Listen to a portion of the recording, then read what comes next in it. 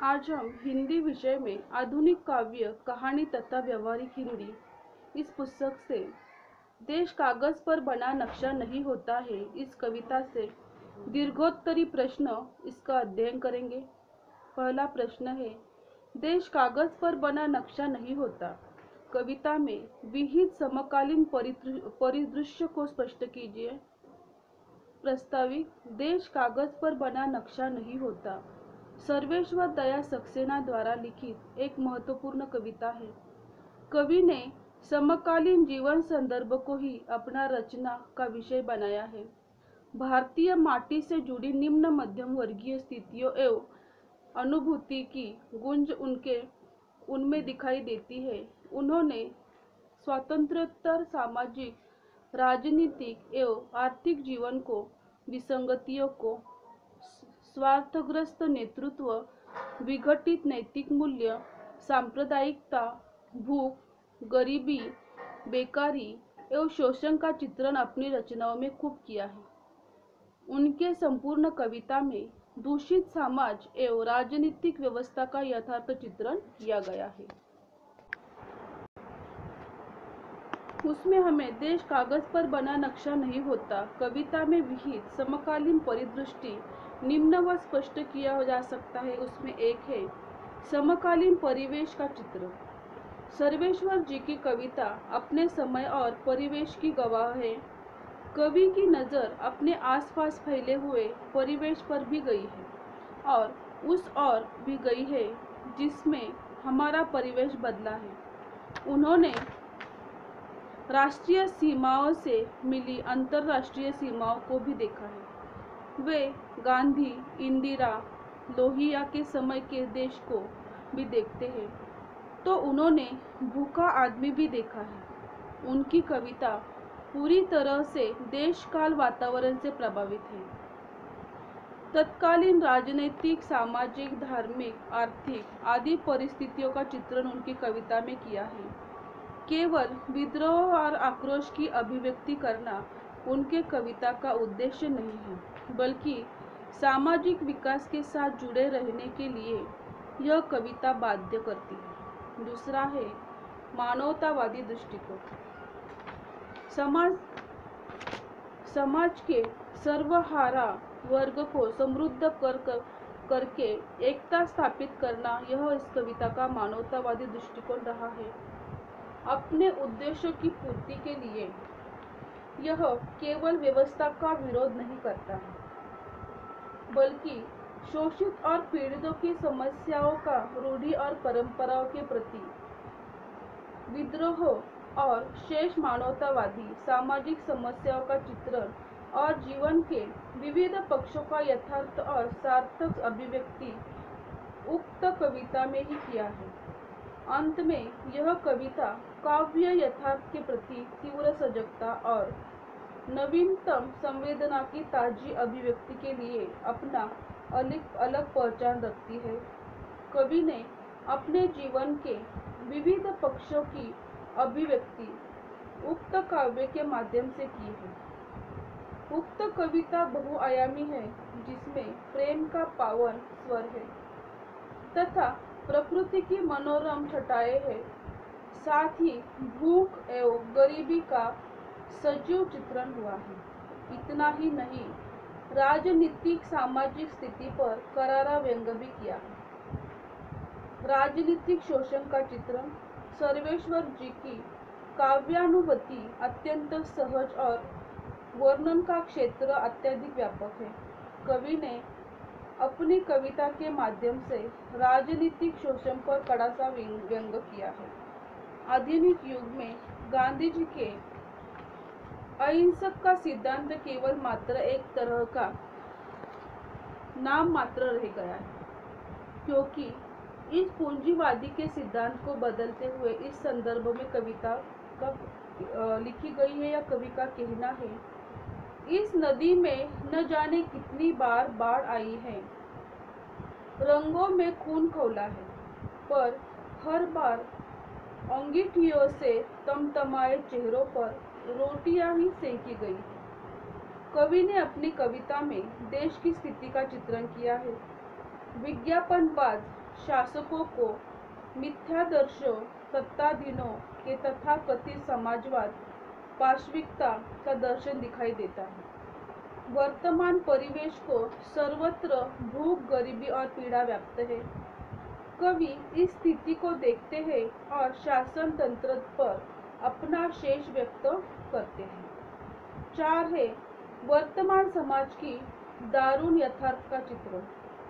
देश में पूंजीवादी, सामंती और साम्राज्यवादी शक्ति निष्ठुर है, क्रूरता से गरीबों पर अत्याचार कर लेती है। देश का चेहरा निस्तेज हो रहा है क्योंकि लोग जिंदगी जीने के लिए जी तोड़ कोशिश करते हैं।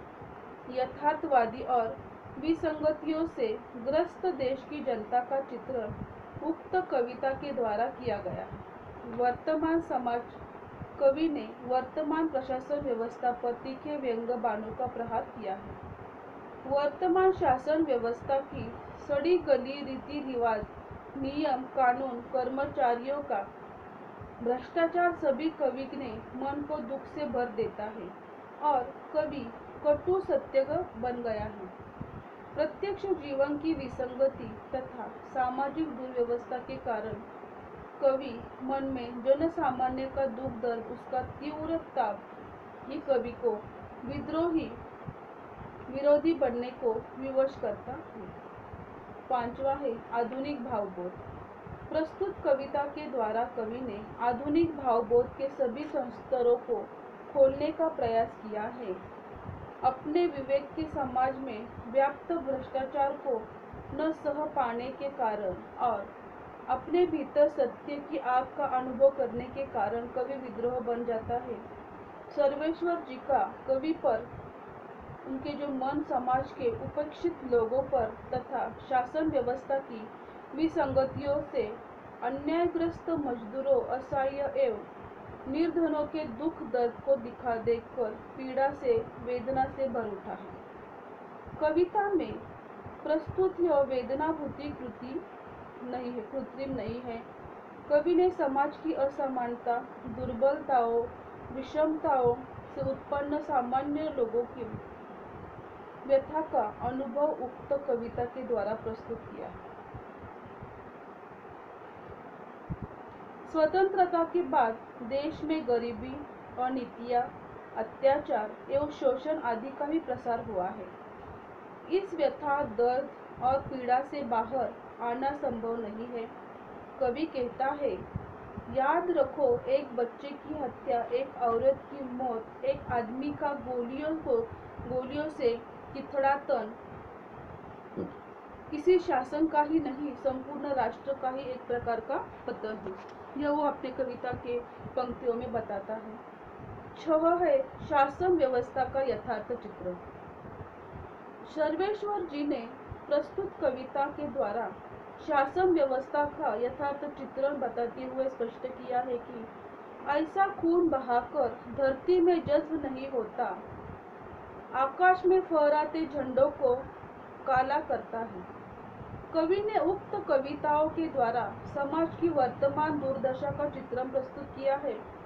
कवि को न किसी जाति या संप्रदाय से मोह है और न ही उसके दोषों का भंडाफोड़ करने की में किसी तरह की झिझक है।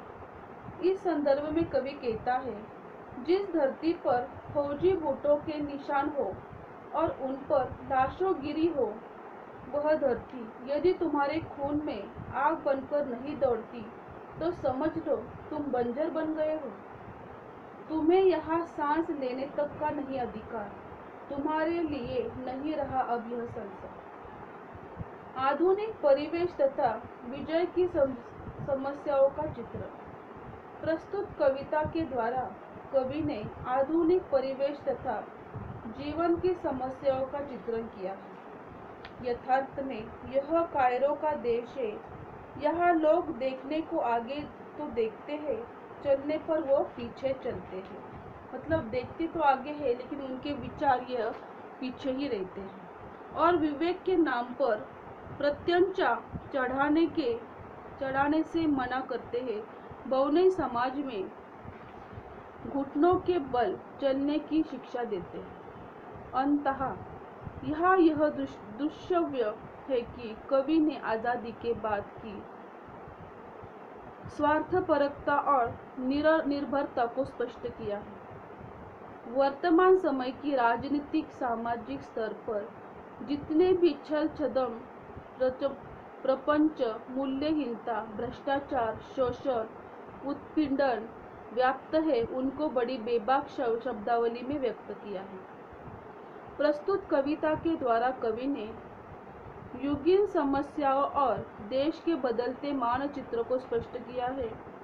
कवि ने युद्ध, राजनीतिक, लोकतंत्र, संसद व्यवस्था और गरीबी एवं बेरोजगारी, इन सभी को उक्त कविता के द्वारा स्पष्ट किया है।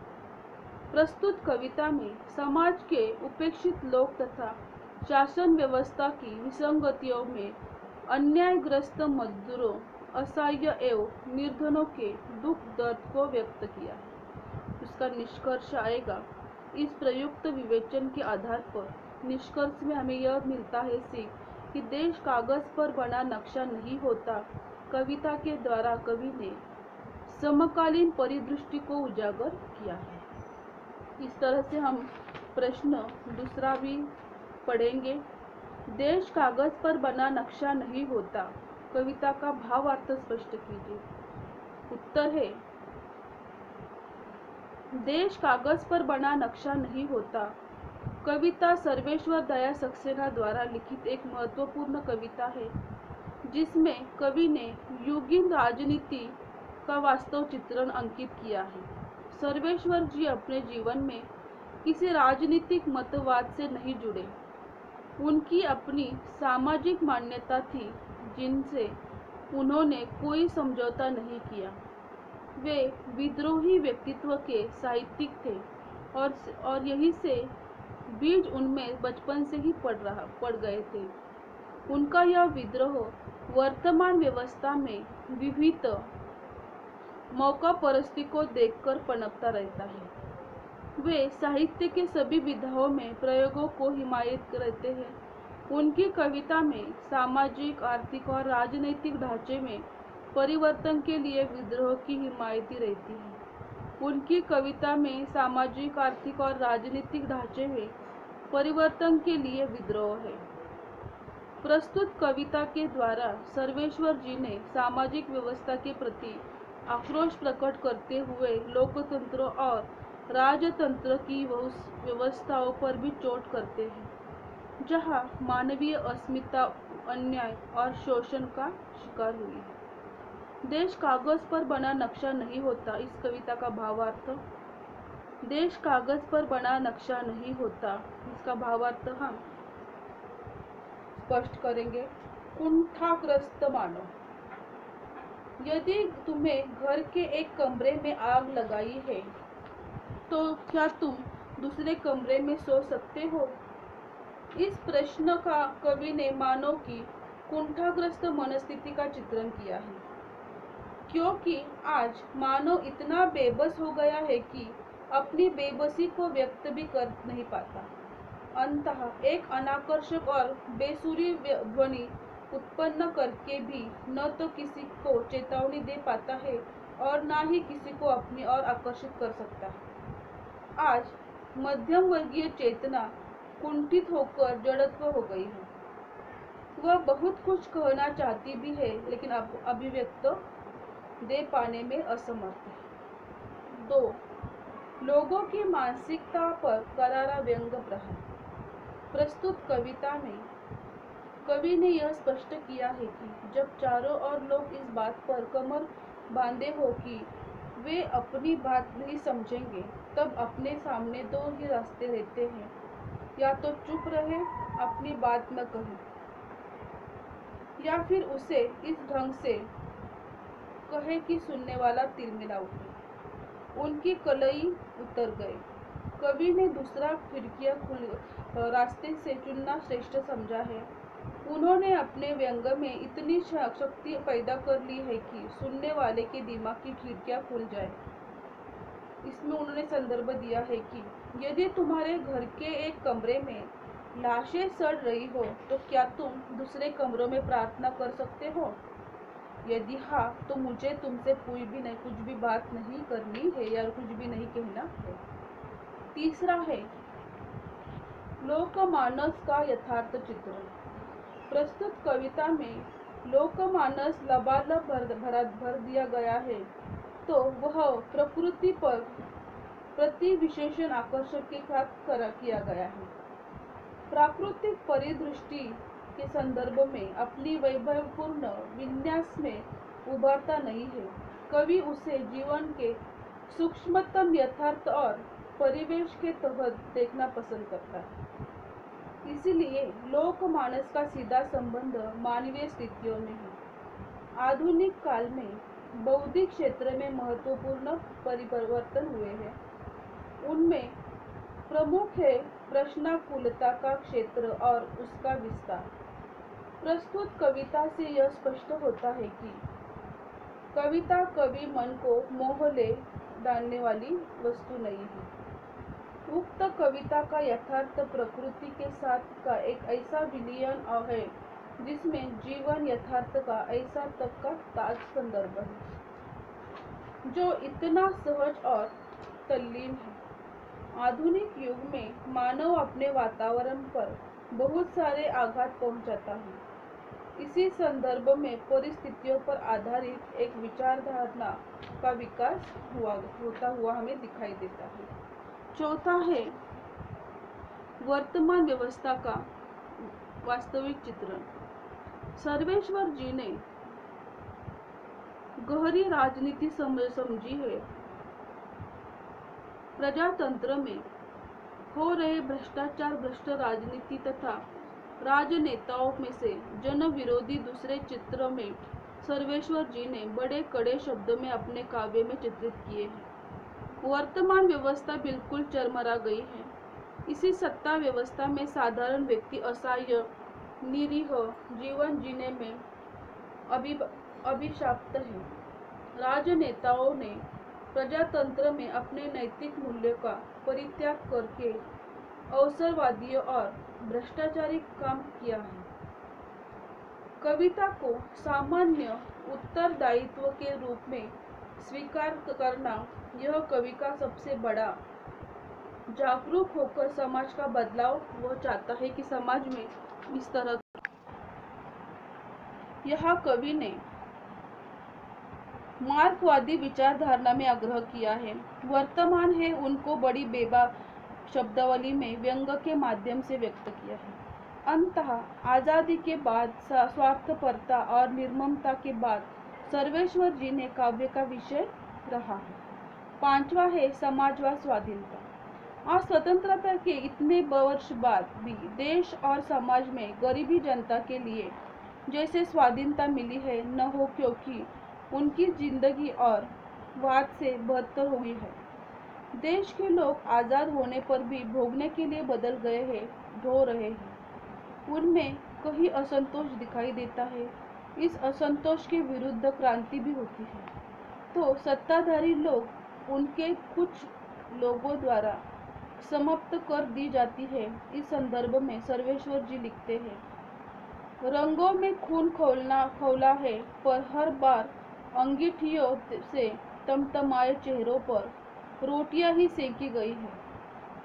पानी कभी खतरे का निशान पार नहीं किया जाता है। 6 है मोहभंग की स्थिति का चित्रण।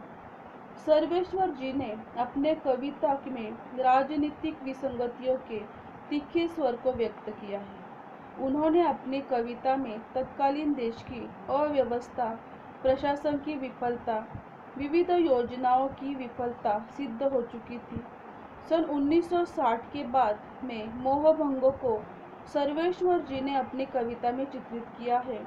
इस संदर्भ में वे कहते हैं, ढोल की लय धीमी होती जा रही है। धीरे धीरे एक क्रांति यात्रा शव यात्रा में बदल रही है। संदाद फैल रही है। नक्शे पर देश के और आंखों में प्यार के सीमांत धुंधले पड़ते जा रहे हैं और हम चूहों से देख रहे हैं सर्वेश्वर जी कविता में कहते हैं कि मेरे दोस्तों, मैं उस देश का क्या करूं जो धीरे धीरे खाली होता जा रहा है।